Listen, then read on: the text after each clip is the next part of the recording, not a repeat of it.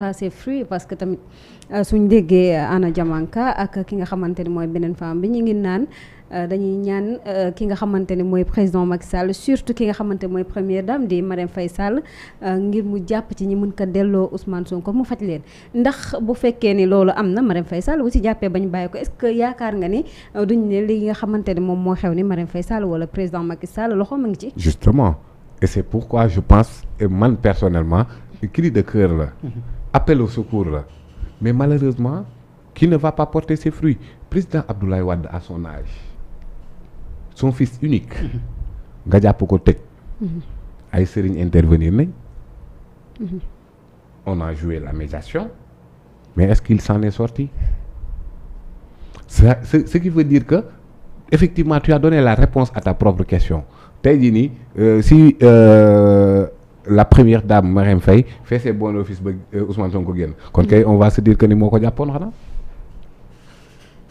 mais président ne leen dossier yi maa ci teg sama conc mais daal yan saay nag si dossier bi bu ko arrangé wul danaan ñu sama yoon nekk ci justice la vous vous rendez compte combien de fois il a dit que sama yoon nekk ci justice mais est-ce que ñaan bi loolu noonu tey ji par exemple Ousmane Sonko déggee ko wala boog bu fekkoon Ousmane Sonko mu ngi woon ci kër ga ñu topp ko ci yenn yi comme barricade bi déjà gis nañ ñu tëj leen 55 jours yoo xamante ne doomam kenn ki doomam sax dafa amoon problème mu dem école ndax nekkoon moment boobu moo waroon a gën a mën a propice pour ñu mën a ñaan non aucun moment n'est propice pour man cette sortie là bu ñu ko mënoon a éviter dañ koy éviter mais elles n'ont pas eu le choix c'est-à-dire lii nii c'est l'extrémité dernier recours la mais une famille qui en arrive à cette extrémité cette famille là souffre et il faut comprendre cet état de fait parce que ki nga xamante ne tey jii nii seen borom kër la parce que elle parle en tant qu'épouse elle ne parle pas en tant que militante elle ne parle pas en tant que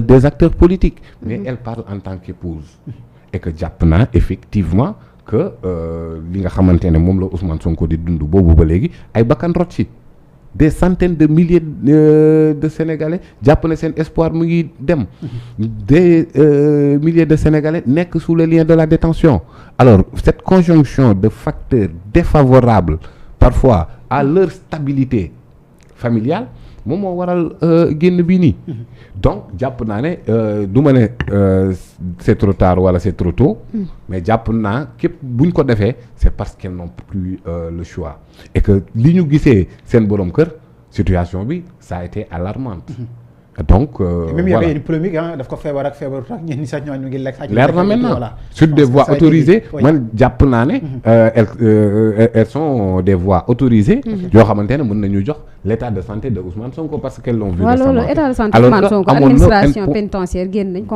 confirmer que ni effectivement il fut en réanimation exactement donc kon c'était important que l'administration pénitentiaire génn wax ci ça a été important que sa famille sortie bi moo leen impliqué à ce que ñu def cette sortie non parce que dafa bëri woon ay manipulations aussi donc moo tax je pense que ni elles ont raison de donner un coup de frein à ces commentaires très tendancieux par rapport ak son état de santé donc kon que ñoom des personnes yi nga xamante ne autorisées des voies autorisées édifier sénégalais ci li nga xamante ne moom moo xew mais si elle pouvait s'en passer elle l'aurait fait mais malheureusement dañ leen a poussé ci extrémité boo xamante ne xëy na elle n'avait plus le choix.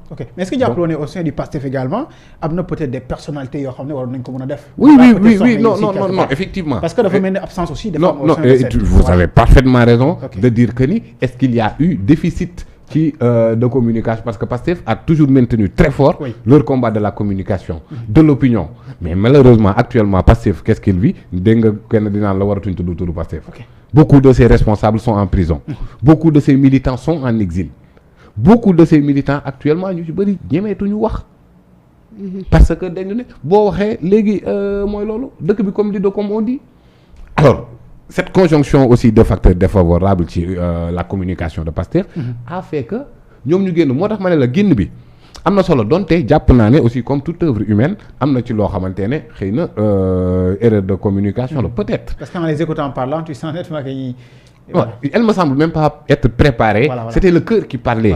C'était le cœur qui parlait. Mais am nañu raison d'édifier les Sénégalais notamment sur la situation sanitaire où il y avait plusieurs manipulations yoo xamante ne mi ngi doon jëm ci Ousmane Sonko et sa situation de santé ak précarité bi muy dund ci wérgu yaramam mais situation de réanimation bi nga xamante ne wax nañ ko donc c'était bien par des voies autorisées ñu wax ko maintenant impact communicationnel bi effectivement il y a eu des erreurs te man jàpp naa ne mënoon nañoo génn ci wax loolu noonu mais elles n'ont pas eu le choix dañ leen pousser à l'extrémité ba ñu génn alors que Ousmane Sonko dafa am un engagement politique et que cet engagement politique c'était l'appareil politique moom moo ko waroon a gérer maintenant c'est l'appareil familial parce que il a été attaqué dans sa vie privée et malheureusement mais yow yan conséquences la mën a am exactement yan conséquences bon les conséquences c'est maintenant famille dugg ci wàllu mbiru politique non parce que laal aussi mbirum famille non parce que ñoom ñoo ko attaqué noonu c'est eux qui ont attaqué sa famille. Les adversaires politiques de Ousmane Sonko n'ont pas eu le courage